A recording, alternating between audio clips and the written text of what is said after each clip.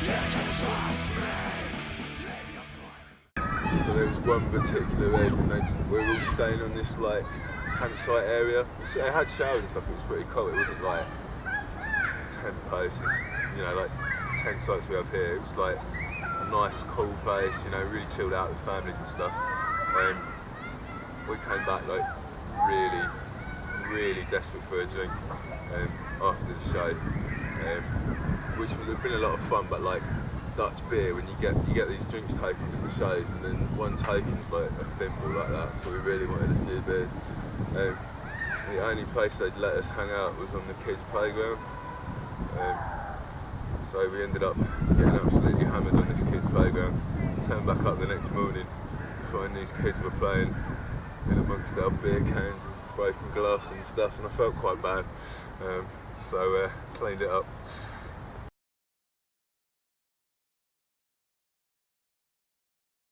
A lot of English bands really love going to Europe, and they treat you really good. Like they're used, because these long drives, they're used to like putting you up and giving you nice food and stuff. And I know promoters here can't always do that because it's, you know, they've got limited budgets and stuff. So it tends to be more fun in Europe, but it's got a holiday vibe to it as well. So there's that to add to it. But I don't know. A gig's a gig, you know. Like I enjoy stuff everywhere. I mean, like our first show when we got over to Belgium was supporting Landscapes, and that was really cool because obviously they're doing really well, but we were a little bit out of practice, so we thought we were a bit shit on stage that evening, and we were all sulking. You know, it just depends on the night really. Sometimes you have great shows in the UK, sometimes you have great shows in Europe.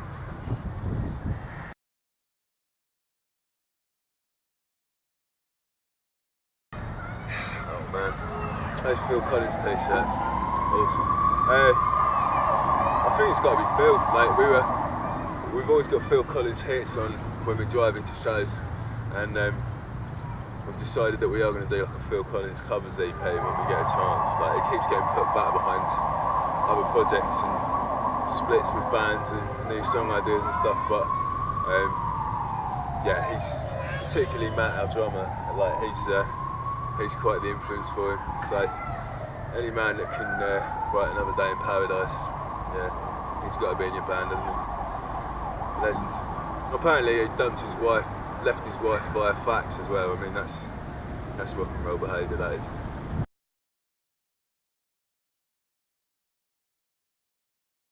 We didn't actually, it was an American label. I got this random email from this guy that called himself Uncle Bob.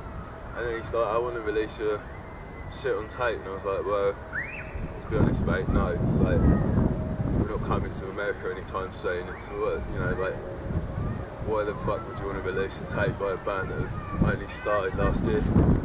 But he went with it, and it's very cool. Like, tapes are, I really like them, you know, like, it's really nice when people download your record on Bandcamp or whatever, and then they go and buy the tape as well, because they just, you know, they're still like me, they enjoy having like something physical. And tapes are great because you can do like ones of 50 or 100, and they're a nice bright colour. So yeah, like, I quite like them, to be honest. Like, there's even a record store day for cassettes next month, so they've obviously got a bit of a surge in interest, haven't they?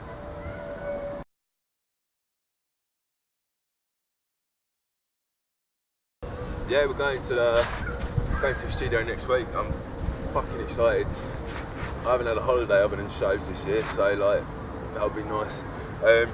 We are going to record again with Neil Kennedy, who did our last two tracks for our split with Arizona. He's I actually know him. I toured with him like quite a few years ago. He was in a band called Not Katie's, and he probably won't be very proud to say that, but it was like a pop punk band. And yeah, like we found out that his studio, he's recorded like Landscapes and Departures, he's just done the new Polar records, and then the other people in his studio have done like Paraiso and Sharks and stuff. So we wanted to try it out, and he's fucking amazing. Like he's down in Southampton, he's an amazing record producer.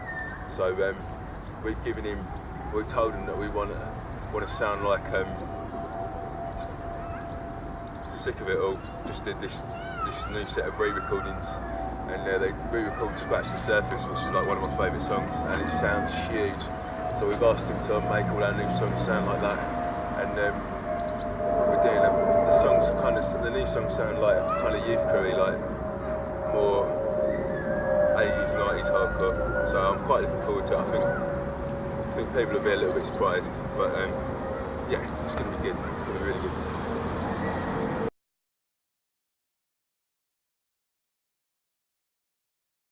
Yeah, man, I've never been to Southsea Fest. Tom from Punktastic asked us to play, and like, I think we're on straight before Tom from Ghost of the Thousand's new band, so you stick around, there's some good bands playing. Apparently it's like they block off a whole street and then there's like, I don't know, 100 odd bands playing, so it should be fun.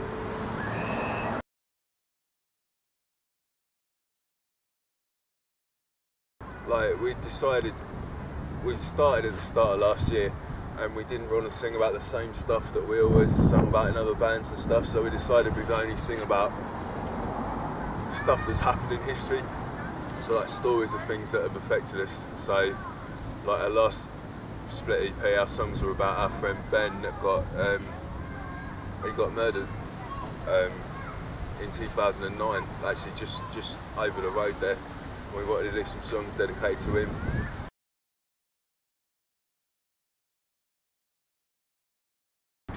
In Switzerland, so I did solo shows for about 3 years straight because I didn't have a band and I was just missing playing gigs, and I was playing in this venue called Tiki's in Geneva for a guy called Fab, who's a bit of a legend of like the acoustic punk scene around Europe. He put us on with two like Belgian bands, one quite legendary, one called Homer, and they've been going for like since I was about 2, I think. Lovely guys, and their tour support was Arizona, and just because their singer was English, we had a chat and stuff. I had a kick around with them, like football kick around, and just kept in touch really. They seemed like really nice guys, and they played Grove Rock this year, so I went along and had a chat with them and we talked about doing a split and we just did it.